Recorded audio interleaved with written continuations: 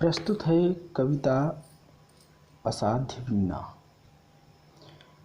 सच्चिदानंद हीरानंद वात्स्यायन अज्ञेयकृत असाध्य वीणा उनके काव्य संकलन आंगन के पार द्वार में संकलित एक लंबी कविता है। यह एक चीनी लोक कथा पर आधारित रचना है जिसका भारतीयकरण अज्ञेय जी ने कर दिया है। श्री नरेंद्र शर्मा ने अपने एक लेख में वह कथा इस प्रकार दी है कि लुंगामिन खाल में एक विशाल कीरी वृक्ष था जिससे इस वीणा का निर्माण किया गया था। अनेक वादक कलाकार प्रयत्न करके हार गए पर वीणा नहीं बजा सके, इसीलिए इसका नाम असाध्य वीणा पड़ गया। अंत में बीनकारों का राजकुमार पीबो ही उस वीणा को साध सका। इस वीणा से उसने ऐसी तान छेड़ी कि उससे तरह तरह की स्वर लहरियाँ फूट पड़ी। कभी उसमें से प्रेम गीत निकलते तो कभी युद्ध का राग सुनाई पड़ता।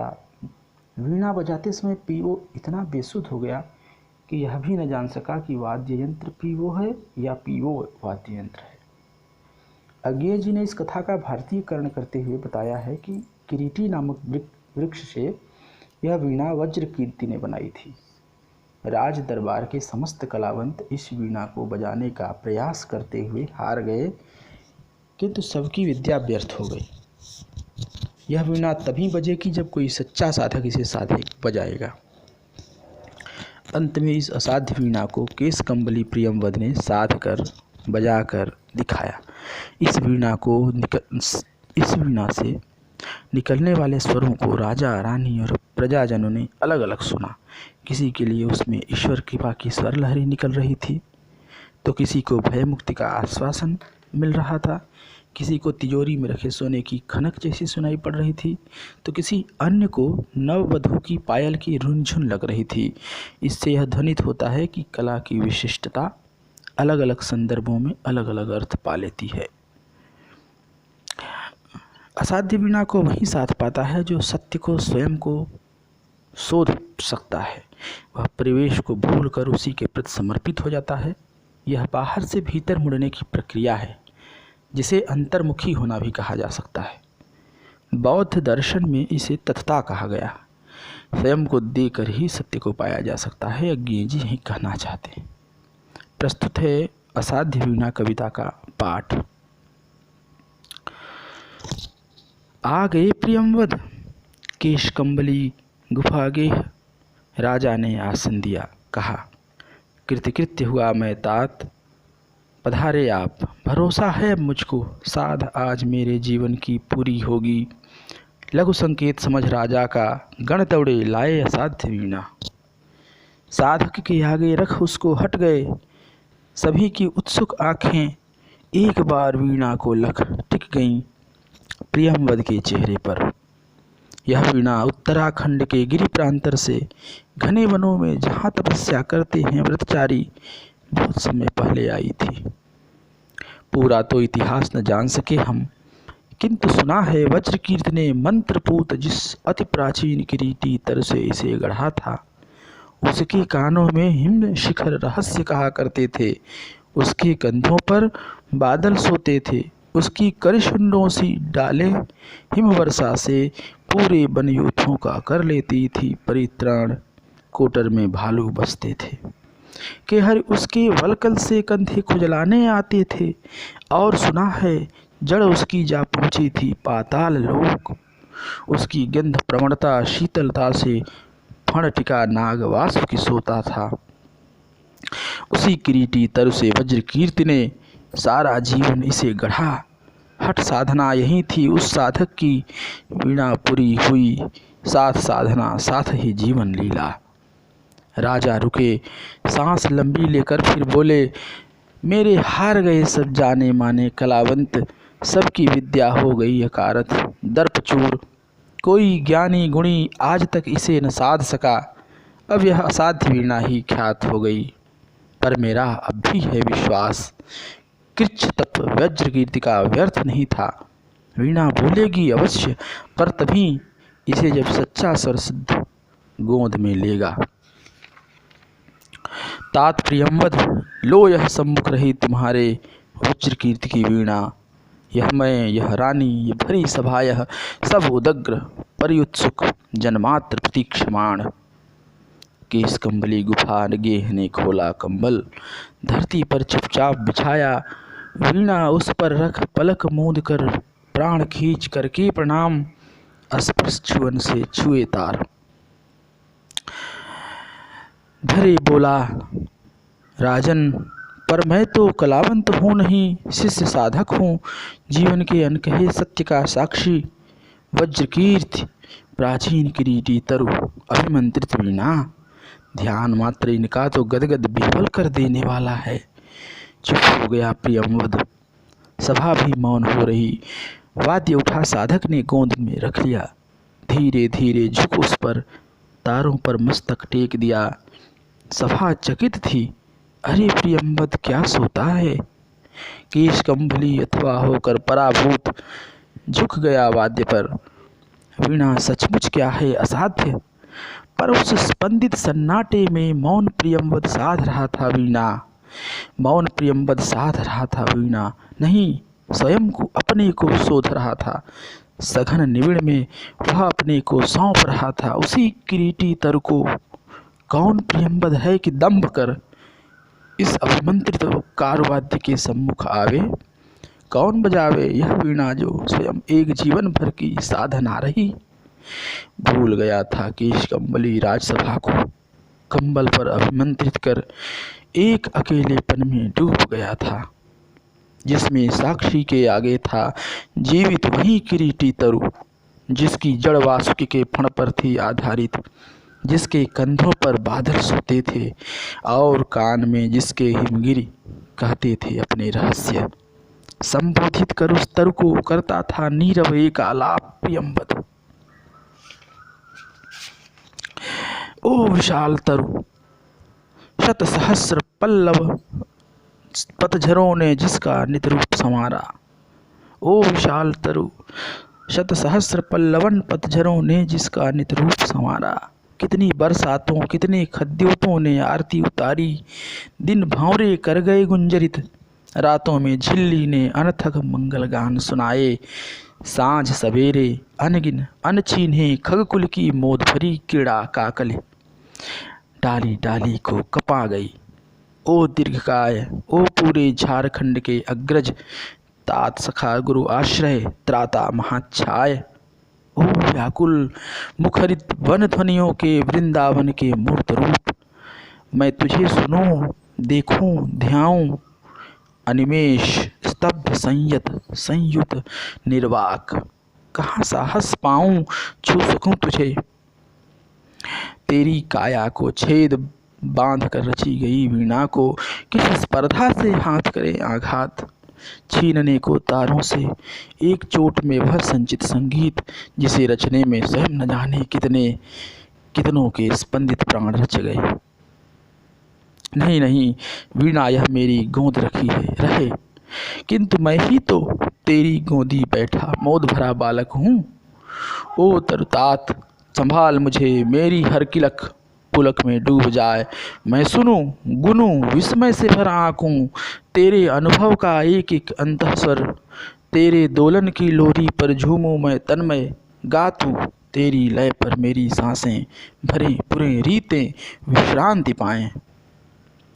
गातू यह वीणा रखी है तेरा अंग अपंग, किंतु अंगी तू अक्षत आत्मभरित रसविद तू गा। मेरे अंधियारे अंतस में आलोक जगा, स्मृति का श्रुति का हाँ मुझे स्मरण है।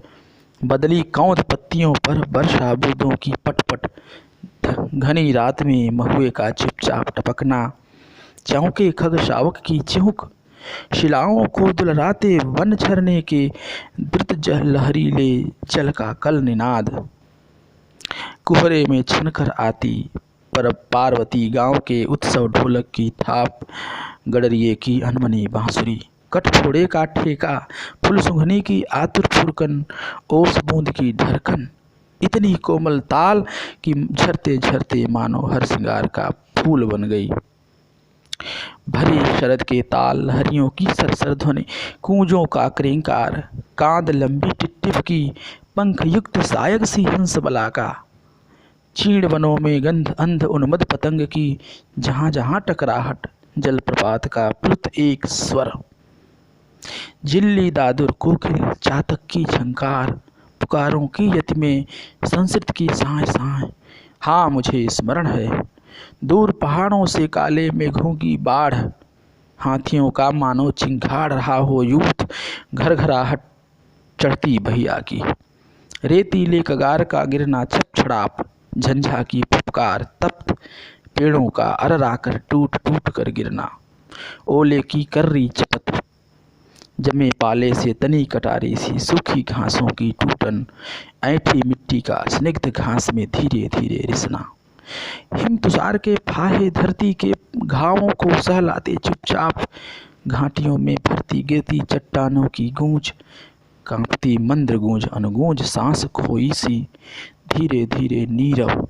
मुझे स्मरण है, हरी तलहटी में छोटे पेड़ों की ओट ताल पर बंधे समय वन पशुओं की नानाविध आतुर तृप्त पुकारें, गर्जन घुरघुर चीख भूख हुक्का चिचियाहट, कमल कुमुद पत्रों पर चोर पैर द्रुत धावत, जल पंछी की चाप थाप दादुर की चकित छलांगों की, पंथी के घोड़े की थाप भैंसों के खुर की।